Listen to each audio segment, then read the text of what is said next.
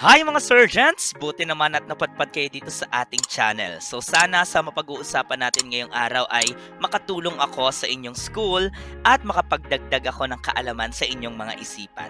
So without further ado, simulan na natin ang ating talakayan. Let's bring it on!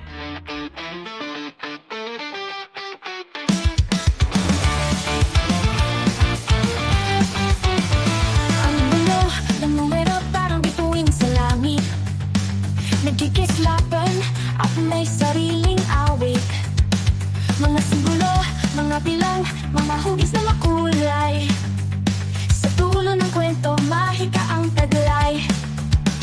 Kumukit ng linya, ikonekta bawat dulo. Ang bawat numero, may lihim na kwento. Magsaya, magsaya, sa mundo ng matematika. May kwento, may tanong, at sagot na mahiwaga. Bilangin ang bituin, bumulong sa hangin. Umawit, sumayaw, sabay-sabay na humiyaw. Bilangin ang bituin, bumulong sa hangin. Umawit, sumayaw, sabay-sabay na humiyaw. Hi, Serjents! Ayan. So, last time ay nalaman na natin kung ano ba ang algebraic equation, algebraic inequalities, at yung algebraic expression. Nalaman din natin yung iba-ibang types ng polynomials, and of course, yung parts ng ating algebraic expression. And paano magbilang ng terms. Ayan. Marami tayong nalaman tungkol sa introduction ng algebra. Ngayon, pag-uusapan natin specifically ang algebraic expression. And kung paano tayo nag-e-evaluate nito. So, pag sinabi nating algebraic expression, isa itong mathematical phrase na pinag-combine yung variables, yung numbers, and operation symbols. Halimbawa is ito. Isa itong algebraic expression. Ngayon, paano tayo nag-e-evaluate ng algebraic expression? So, ganito lang yan. Halimbawa, kailangan nating evaluate ang algebraic expression. So, number 1, ano ang magiging sagot if ang x daw ay 5? Paano tayo nag-evaluate? So, ganito lang ang tatandaan natin. Pag sinabi nating evaluate, pinapalitan mo. Okay? So, yung iyong given na dapat i-evaluate, may papalitan ka dong variable depende sa given. In short, ito lang ang tatandaan natin sa evaluating algebraic expression. Lahat ng x dapat palitan. So, lahat ng x papalitan. Paano yun? So, halimbawa ito, evaluate x minus 3. Sabi sa question 1, if ang x daw ay 5. Which means yung x minus 3, papalitan natin yung x ng 5. So, pag pinalitan natin ng 5 yon, magiging 5 minus 3 na siya. Which is 2. Ngayon, ito ang aking super tip para sa inyo. Kasi, sometimes, pag nagpapalit yung iba, commonly ang ginagawa is, pinapalitan lang, nilalagay lang yung number. In some cases kasi, medyo nakakalito siya pagka hindi mo nilagyan ng parenthesis.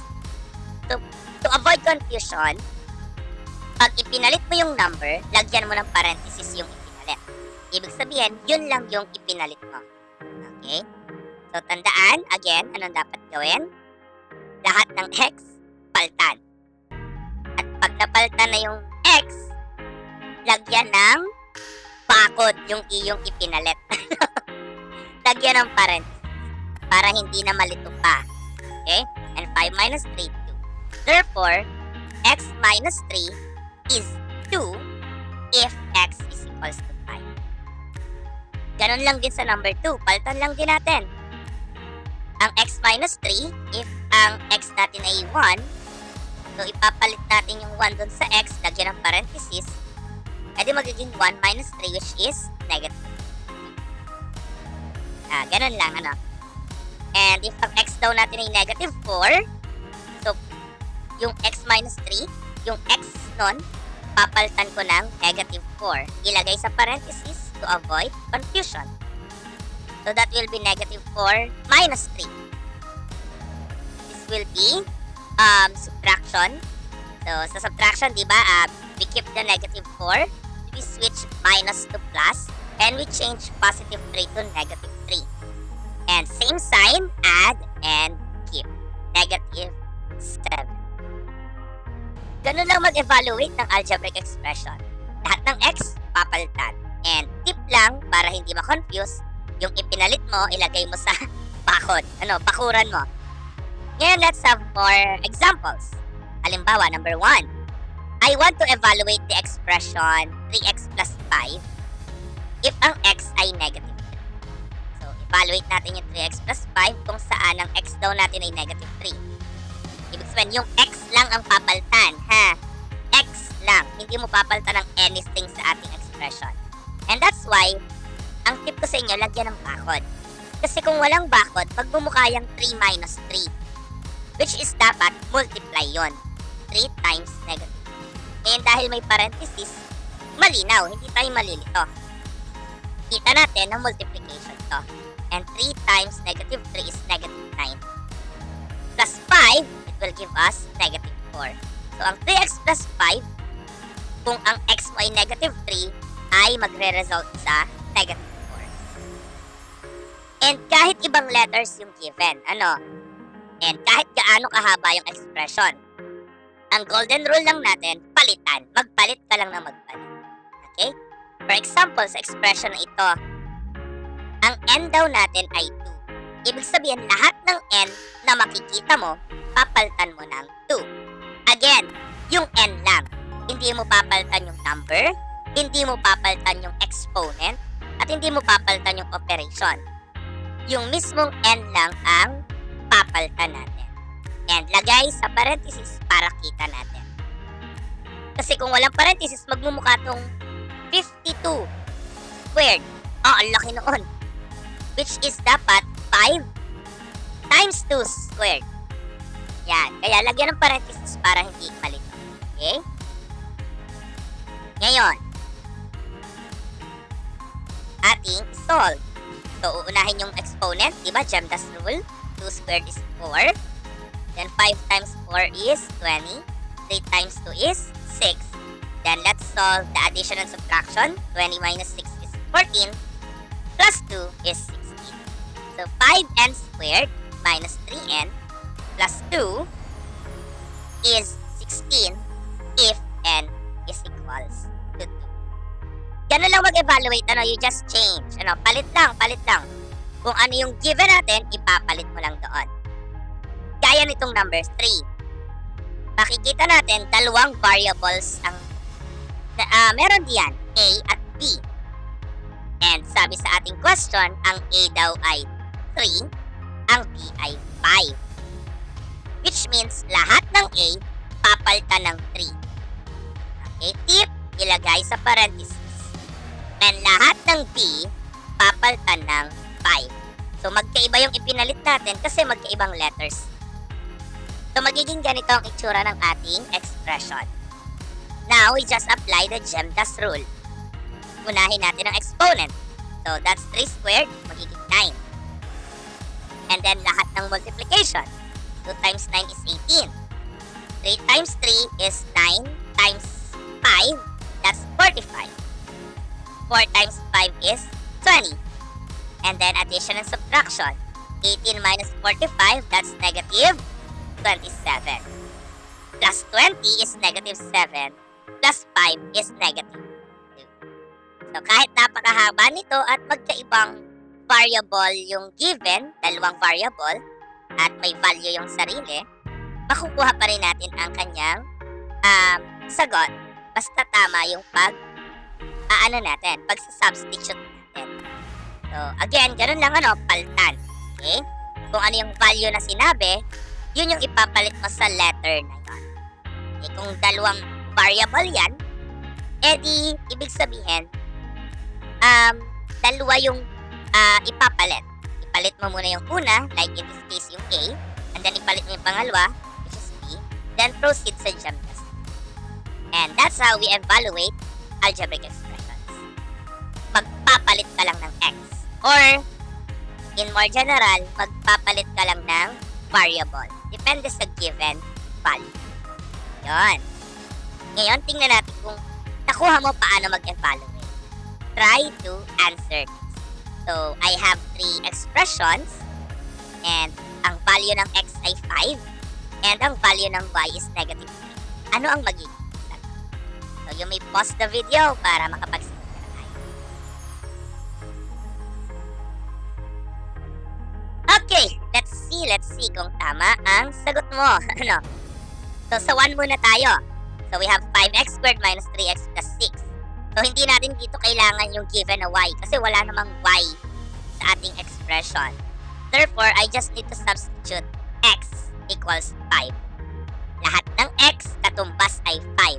Which means lahat ng x papalitan mo ng 5. Yan. Then, just do the GEMDAS rule. So, unahin natin yung exponent. 5 squared is 25. And then, multiplication. 5 times 25 is 125. 3 times 5 is 15. If we subtract this, 125 minus 15, that's 110. And plus 6, 116. So, ang value ng 5x squared minus 3x plus 6, if ang x mo ay equivalent sa 5, ay 116. Punta tayo sa number 2. Ngayon sa number 2, dalawa na yung ating variables there. May x tayo at may y. Therefore, ipalit natin yung 5 sa lahat ng x at negative 3 sa lahat ng y. So, unahin natin yung x. Palitan natin yan ng 5. And then, yung atin namang y. Palitan natin yan ng negative 3. At pag napalitan na, simply solve it using the GEMDAS rule. Exponent first. 5 squared is 25. And may exponent pa tayo. Negative 3 sa gilid. So, that is 9, diba? And then, let's multiply. 5 times 25, 125. Yung gitna, 2 times 5 is 10. Times negative 3 is negative 30. And then, 3 times 9 is 27. Let's solve. 125 plus negative 30, so different sign, subtract. And copy the sign of the larger number. So that is positive 95. Minus 27, that is 68.